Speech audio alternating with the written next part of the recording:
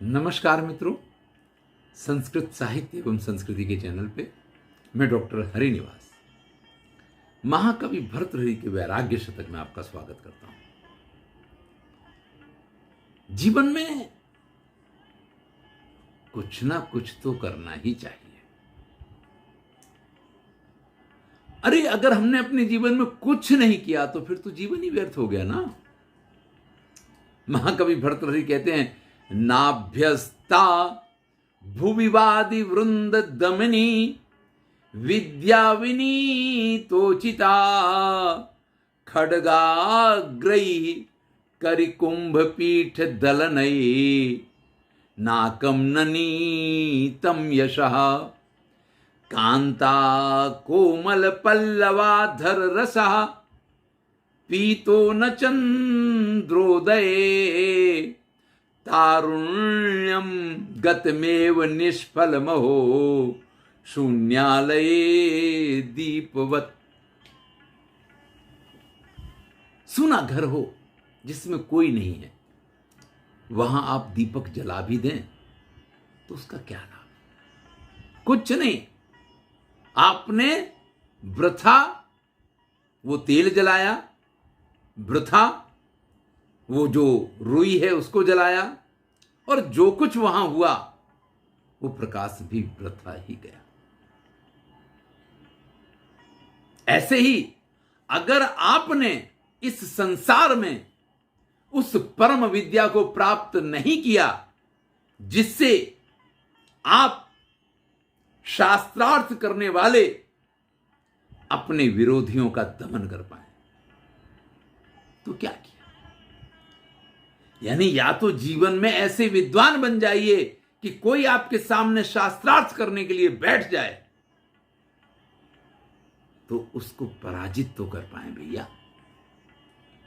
चलो आजकल तो शास्त्रार्थ की प्रथा ही खत्म हो गई।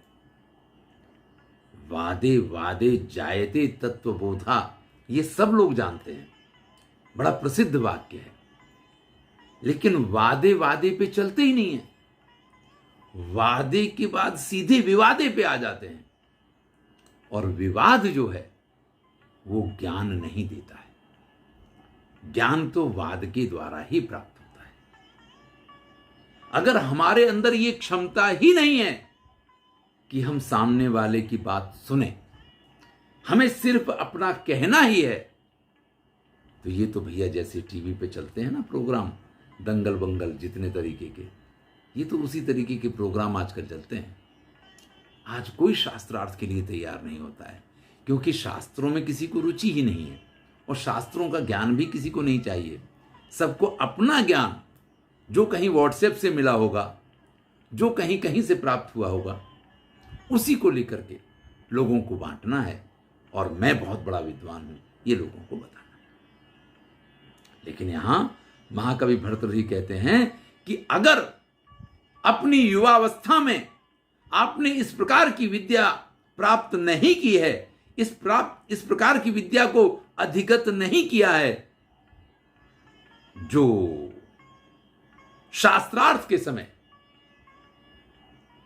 आपके सामने के व्यक्ति का दमन कर पाए, वादि वृंद दमनी, ऐसी विद्या अगर आपने, लेकिन फिर भी वो विद्या कैसी होगी? विनीतोचिता।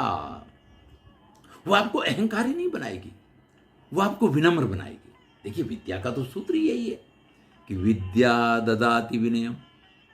अगर आप विद्वान हैं लेकिन आपके अंदर विनम्रता नहीं है तो आप विद्वान हैं ही नहीं, आप सिर्फ पाखंडी हैं। तो अगर अपनी युवावस्था में इस प्रकार की विद्या प्राप्त नहीं की, चलिए भैया आपने ब्राह्मणत्व तो प्राप्त नहीं कर पाया, अगर विद्या प्राप्त नहीं की है तो क्षत्रियत्व तो प्राप्त कर लीजिए। अरे तलवार का एक प्रहार किया और हाथी का मस्तक फट जाए, उसके ऊपर बैठा हुआ आपका दुश्मन जमीन पे आकर के गिरे, इस प्रकार का पराक्रम अगर आपने नहीं दिखाया, अगर ये पराक्रम दिखाएंगे तो स्वर्ग में आपकी सीट बुक है।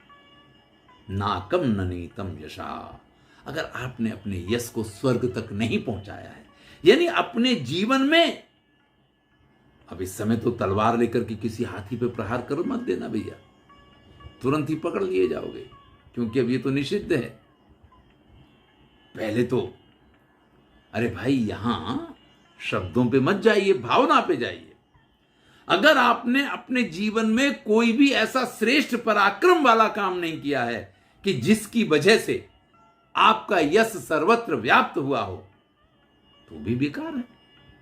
अरे भैया, या तो इतने बड़े विद्वान बन जाओ कि सब आपकी विद्वत्ता को सलाम करें, सब आपकी विद्वत्ता की वजह से आपके सामने झुके, या फिर इतने शक्तिशाली बन जाओ कि आपकी शक्ति के सामने कोई खड़ा ना हो पाए और आपका यश सर्वत्र व्याप्त हो जाए।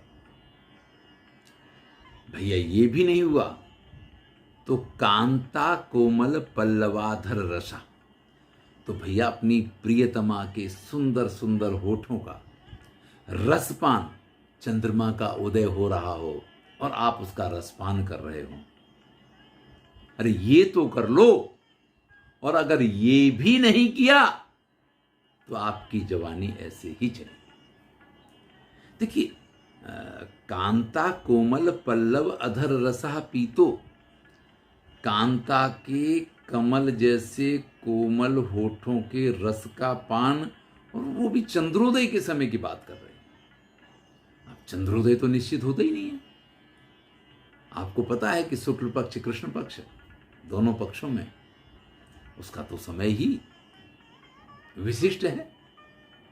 हम छोटे थे तब एक कविता आती थी, चंद्रमा ने अपनी माँ से कहा, माँ मेरे लिए एक झंगोला सिलवा दे। तो माता ने कहा कि भाई सिलवा तो दे, पर तुम्हारा तो कोई ठिकाने नहीं किस साइज का सिलवाएं, आज इतने कल उतने, कल परसों उतने, और ये यही चलता रहता तुम्हारा, तो किस साइज का सिलवा दे। इसका तात्पर्य सिर्फ ये है कि रात्रियों पे रात्रि व्यतीत हो जाए, लेकिन प्रियतमा आपके आलिंगन में हो और आप उसके अधरों का रसास्वाद लेते रहें, इसलिए चंद्रोदय शब्द का प्रयोग किया गया है। तो या तो विद्या में महारत हासिल कर लीजिए, या कुछ ऐसा पराक्रम वाला काम कर लीजिए, और कुछ नहीं बना तो जीवन में कम से कम जो ब्रह्मानंद के बाद सबसे श्रेष्ठ आनंद माना जाता है, भैया वो कामानंद ही अच्छी तरीके से प्राप्त कर लीजिए।